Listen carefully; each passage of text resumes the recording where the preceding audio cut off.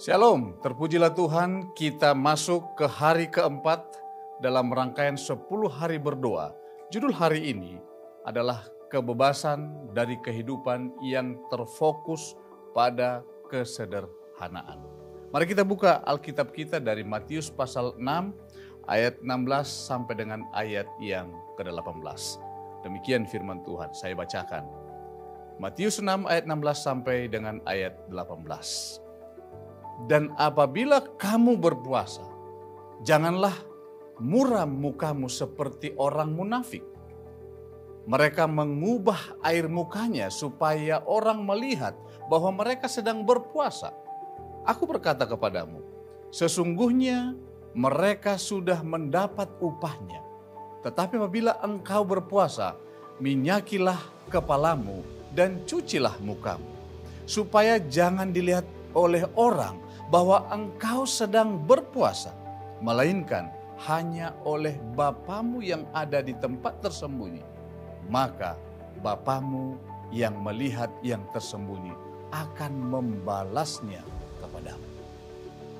Puasa memberi kita ruang. Ruang apa?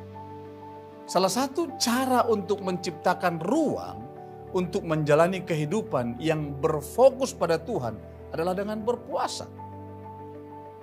Berpuasa berarti mengosongkan pikiran dan hidup kita dengan sengaja memberi ruang bagi pergerakan Roh Kudus dalam diri kita dan berfokus pada Tuhan dan firman-Nya. Berpuasa yang sekarang yang sering kita dengar, akhir-akhir ini banyak informasi-informasi tentang berpuasa yang menghubungkan puasa yang sekarang yang sedang diajarkan kepada banyak orang. Cara berpuasa. Tapi itu bukan berpuasa yang hubungannya dengan kerohanian yang seperti kita bahas sekarang. Berpuasa yang mereka ajarkan adalah berpuasa dalam hal hubungannya dengan kesehatan, untuk diet, untuk menguruskan badan. Tetapi Alkitab hari ini menyebutkan puasa itu dalam hubungannya dengan doa. Bukan untuk mau kurus, bukan untuk mau diet. Tapi hubungannya untuk fokus kepada Tuhan dalam doa. Dalam Matius pasal 4 ayat yang kedua, saya bacakan kepada kita. Matius pasal 4 ayat yang kedua. Dan setelah berpuasa 40 hari dan 40 malam, akhirnya laparlah Yesus. Yesus berpuasa sebelum memulai pelayanan publiknya. Gereja hari ini, umat-umat Tuhan mulai beberapa hari yang sudah berjalan ini, diajak untuk mari sama-sama kita duduk, berdoa bersama-sama, memulai 1 tahun pelayanan pekerjaan kita, tahun 2024. Yesus sudah memulainya. Yesus sudah memulai sebelum dia melayani umat-umat Tuhan, melayani umat-umatnya di masa itu. Yesus mengasingkan diri, dia berdoa, dan dia juga berpuasa. Para rasul-rasul juga berpuasa dan berdoa agar dibimbing oleh Tuhan. Dan dalam perjanjian lama, puasa juga sering dipraktikkan di antara pria dan wanita yang percaya. Ada banyak ayat-ayat Alkitab yang dapat menunjukkan hal itu. Kita kembali lagi tadi kepada hal berpuasa dalam hal kesehatan. Puasa Alkitabiah bukanlah puasa tentang menjalankan diet khusus yang dirancang untuk hanya sekedar menurunkan berat badan seseorang atau dalam hal hubungan kesehatan. Tetapi berpuasa di sini adalah memusatkan perhatian kita hanya kepada Tuhan. Berpuasa di sini adalah mengasingkan diri kita hanya datang memenuhi seluruh waktu kita berkomunikasi, berdoa kepada Tuhan. Dengan meninggalkan hal-hal yang biasa kita lakukan untuk sementara waktu, kita akan mendapatkan suasana dan kesempatan yang sungguh-sungguh bebas dari pengaruh-pengaruh di luar hal-hal yang rohani.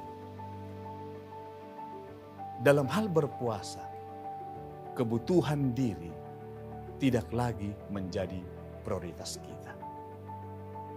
Dalam hal berpuasa, diri sendiri harus diabaikan. Keinginan diri sendiri akan diabaikan untuk sementara waktu. Selama berpuasa dan berdoa, fokus kehidupan sehari-hari berubah. Menjauh dari memenuhi kebutuhan diri sendiri, menjauh dari pekerjaan diri kita sendiri, dan sekarang kita masuk kepada satu jalan menuju ketaatan mendengarkan firman Tuhan, mendengarkan Tuhan berbicara. Begitulah ajakan berpuasa yang sementara sedang kita jalankan sekarang ini. Itu sebabnya pimpinan kita mengajak kita seluruh umat-umat Tuhan ambil waktu berpuasa dalam rangkaian 10 hari berdoa ini. Agar ada waktu kita secara sungguh-sungguh dan utuh menjauhkan setiap hal yang berkaitan dengan diri, dan sekarang kita fokus dan sungguh-sungguh berpusat mendengarkan Tuhan berbicara kepada kita. Puasa Alkitabiah mengungkapkan keinginan kita untuk meningkatkan ketergantungan kita kepada Tuhan dan memperhatikan hal-hal rohani yang penting. Hal ini mencakup lebih dari sekedar tidak makan.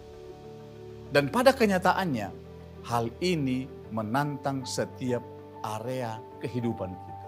Berpuasa bukan sekedar hanya tidak makan. Kalau kita mengambil waktu untuk berpuasa, bukan hanya sekedar saya tidak makan, saya tidak minum.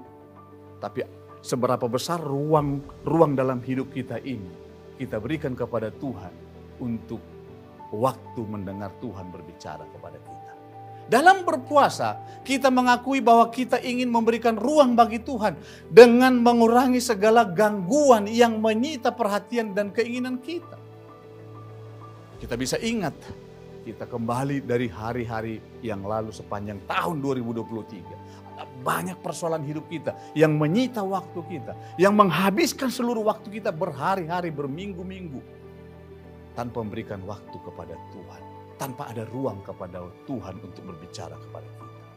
Kita menunjukkan bahwa kita ingin mencari dan menghargai kehadiran Tuhan dalam kehidupan kita. Menjauhkan diri dan mengikut sertakan pengaruh Roh Kudus dalam kehidupan kita. Bagaimana kita dapat menjalani kehidupan yang sederhana ini, di mana kita belajar berpusat pada hal-hal yang benar-benar penting dalam kerohanian kita. Untuk menjalani kehidupan yang dipenuhi dengan hal-hal yang rohani, itu tidak menjadi hal yang sulit bagi kita bila mana kita memahami proses yang harusnya kita jalani. Sama seperti kita harus memperhatikan apa yang harus kita makan, harus kita memperhatikan apa yang harus kita lihat, apa yang harus kita dengar dalam telinga kita. Pernahkah kita memperhatikan itu? Pernahkah saudara peduli dengan apa yang selama ini harus saya makan? Banyak orang yang paham dengan ilmu kesehatan, dia harus memilah-milah makanan apa yang boleh, makanan apa yang dia harus hindarkan, jenis makanan apa yang membuat hidupnya sehat. Tapi ada banyak juga orang tidak peduli, dia makan apa saja, apa yang ada di depannya dia makan. Tapi untuk saat ini sama seperti itu, kita harus memperhatikan apa yang harus kita makan, apa yang harus kita dengar, apa yang harus kita lakukan. Karena segala sesuatu yang tadi itu sangat mempengaruhi pikiran kita. Bagaimana jenis musik yang kita mau dengar? Jenis bacaan yang kita harus baca? Jenis perbincangan dan pembicaraan yang kita harus sampaikan dengan orang lain? Atau mungkin di zaman sekarang, situs-situs internet apa yang kita harus buka untuk mempengaruhi pikiran kita? Dan bisa saja hal-hal yang kita masukkan itu adalah hal-hal yang beracun yang akan mempengaruhi pikiran dan kerohanian kita. Yang membawa sesuatu hal-hal yang menuju kepada kesia-siaan saja. Selain menjauhkan diri dari hal-hal tersebut, kita mungkin perlu dengan sengaja memasukkan kebiasaan baru untuk membantu kita semua. Dengan cara apa? Membangun dan menciptakan pikiran yang sehat dan menyembuhkan. Begitulah hasil dari bila mana seseorang mengikuti proses doa dan puasa itu.